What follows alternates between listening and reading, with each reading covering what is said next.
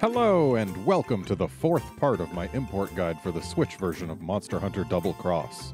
This time we'll be talking about Palicoes, village-specific facilities, and facilities that are helpful but not required in order to hunt.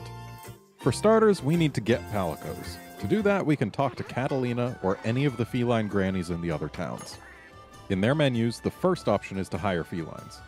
Next up, we can scout felines with the options to scout by abilities, scout by appearance, or stop scouting. If we scout by abilities, the first option is to scout by support bias, with the options then being any, charisma, fighting, protection, assisting, healing, bombing, gathering, and the new beast cats. We can also choose a target preference, with options being any, small only, small first, balanced, large first, and large only. The last option starts scouting. If we choose to scout by appearance, the options are coat, eyes, ears, tail, and voice. Just like with our hunter, we can use the Y button to change the color of a chosen coat type or to preview the voice. The final option once again starts scouting. Back in the cat vendor's menu, the third option is to hire a special Palico in case you've downloaded any, the fourth option is to rename Palicoes, and the fifth option is to dismiss Palicoes. Next up, we'll talk to the Palico Armorer, who lets us make weapons, headgear, or body armor, and also trade for scraps, either from the list, from our pouch, or from our item box. Now let's talk Palico board. The first option is the Prowler menu, with the first sub-option being to swap modes between Hunter and Prowler, and the second being to select your Prowler. The board's second option is to select Palicoes, the third is to set support moves, and the fourth is to set skills.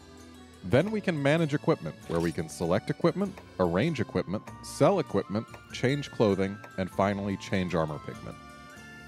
After manage equipment comes equipment sets, where we can equip a set, register a set, reorder sets, or unregister a set.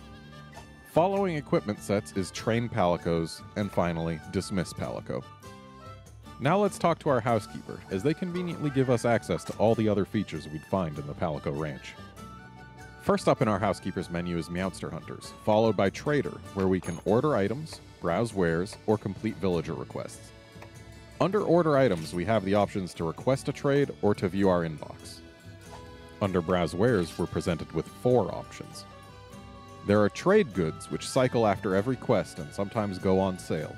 Special goods, which are based on your HR. Limited goods, which consist of titles, backgrounds, and pet costumes you've gotten via the DLC menu. And special permits. Backing out to our housekeeper's menu again, next up is the Palico Dojo, where we can give lessons consisting of support move lessons, skill lessons, or forgetting moves or skills. It's important to note here that as of Monster Hunter Double Cross, Palicoes can now learn an extra 2 support moves and 2 skills each, up from 1 in Generations. The other dojo option is Special Training, which consists of Intense Training, Catnap, Target Change, with the ability to change targets to small only, small first, balanced, large first, and large only. Then we've got a new option, Support and Skill Change, which can let us have a cat forget one of the abilities or skills it started with, and in exchange, learn a random one from the same pool. If you get a certain book item from a Prowler quest, you can use it to directly choose what they learn. The dojo's final option is to stop training. Back out to the housekeeper menu, our next option is the melding pot, which we can use to meld talismans or claim talismans. Different options unlock as you complete certain quests, but the options here are to turn 3 low-level charms into 1 mystery charm, to turn 3 mid-level charms into 1 shining charm, to turn 3 high-level charms into 1 time-worn charm, to turn 3 G-rank charms into 1 enduring charm, to turn hyper marks and 3 charms of any type into a random number of random charms, and finally to turn 3 charms of any type into a number of time-worn and enduring charms based on the rarity of the charms you put in. If we go back to the housekeeper once more, we can change our housekeeper, view the video gallery, access the DLC menu from whence you can go to the DLC server or accept item packs, and finally, if you transferred a save from a 3DS that had saves of Monster Hunter Stories or a few other select titles, you can get special collaboration items. Now that we've taken care of all the things we can do from anywhere, let's see what each village has to offer. Hit the X button to open the world map, then let's look at each town.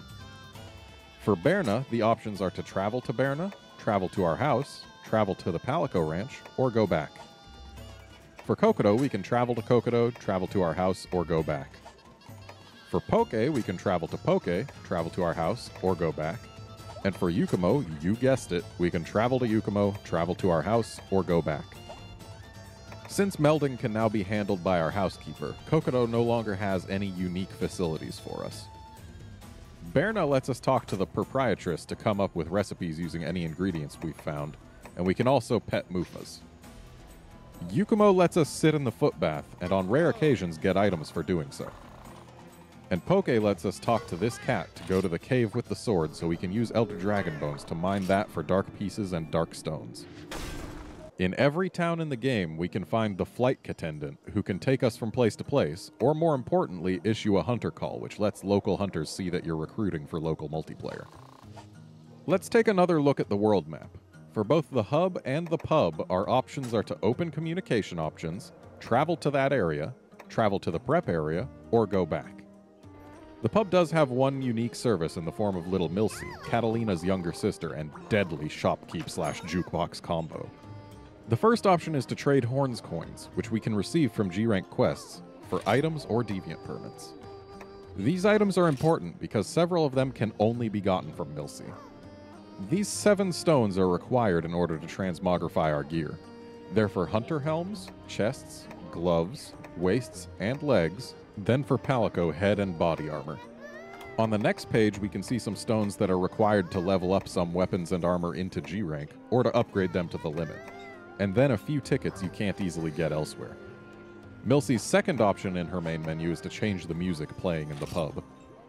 The last stop on our world tour will be the Wycademy Airship, where we can travel to the airship, travel to our room, travel to the laboratory, or go back. The airship proper doesn't have any unique features, but the laboratory sure does. Talk to the cat in here and we can access our item delivery options, the Transmogrification menu, and the research menu. All 3 of these require us to do specific quests to unlock specific features, with those quests either being high-rank village quests or G-rank urgent quests. Item delivery here works the same as at our box, so let's ignore it. The Transmogrification menu lets us transmogrify armor, separate armor, transmogrify Palico Armor, and separate Palico Armor. The way it works is, if you have enough of the Transmogrification stones in Zenny, you select the piece you want to change the look of, then select the piece you want it to look like, and then pay the fee. Add the rarities of the 2 items together, and it costs 1 stone and 1,000 Zenny per point in that total. The 2 items will also be combined into one until such time as you choose to separate them. When transmogrified gear is displayed in an equipment list, the red name is what piece is giving the stats, and the purple name is what piece is giving the looks. Finally, we get to the research menu, which is of critical importance.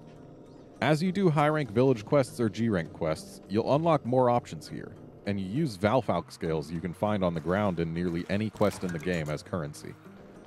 I recommend doing the high-rank village quests as they're the quickest way to unlock these first 3 options, which will expand your item box.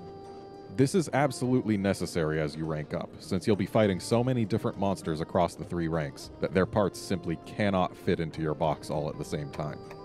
After those, there are a ton of item delivery option unlocks, then unlocks for special weapon and armor designs for the blacksmith, then unlocks for the ability to transmogrify specific armor types: head, chest, gloves, waist, legs, Palico headgear, and Palico body armor. Everything after here is unlocking the ability to transmogrify gear from each deviant monster, which only unlocks after you've done particularly high-level quests for the deviant in question. Now we'll round this video out by talking about our item delivery options. If you set an item set to be delivered, specific items will be delivered into the quest area via rocket when specific conditions are met. The rocket will be marked on the map with a star once it lands. You can only order 1 delivery set per quest, so let's go over each one now. Here we've got the basic gathering set. It'll deliver a set of 5 old pickaxes and a set of 3 old bug nets if you run out of those items in the field. This is the basic healing set, which delivers 3 first aid meds at 3 minutes in, and 3 rations at 5 minutes in. Here's the basic map set, which delivers a map at quest start, and 3 rations at 3 minutes. The hot drink set delivers 2 hot drinks when you run out of them, and the cool drink set delivers 2 cool drinks when you run out of those. The standard healing set delivers 7 first aid meds at 5 minutes, and another 7 at 10 minutes. The Expert Healing Set delivers 3 First Aid Med Pluses at 5 minutes, and another 3 at 10 minutes. The Emergency Healing Set delivers 5 First Aid Meds at quest start, and 5 more at 3 minutes. The Bomb Set delivers 2 Supply Large Barrel Bombs at 10 minutes. The Flash Bomb Set delivers a Supply Flash at 5 minutes, another at 10 minutes, and 2 more at 20 minutes. Great for Dread King.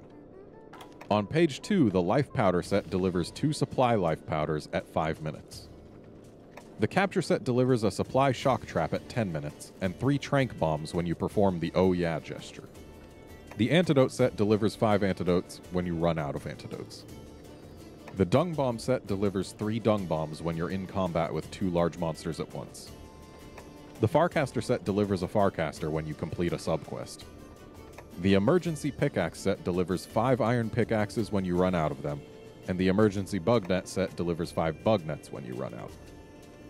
The Max Potion Set delivers a Supply Max Potion when you first cart. The Triage Healing Set delivers 8 First Aid Med Pluses once you've taken a certain amount of damage. The Special Healing Set delivers 5 First Aid Meds at 5 minutes, 5 First Aid Med Pluses at 10 minutes, and 5 more First Aid Med Pluses at 15 minutes.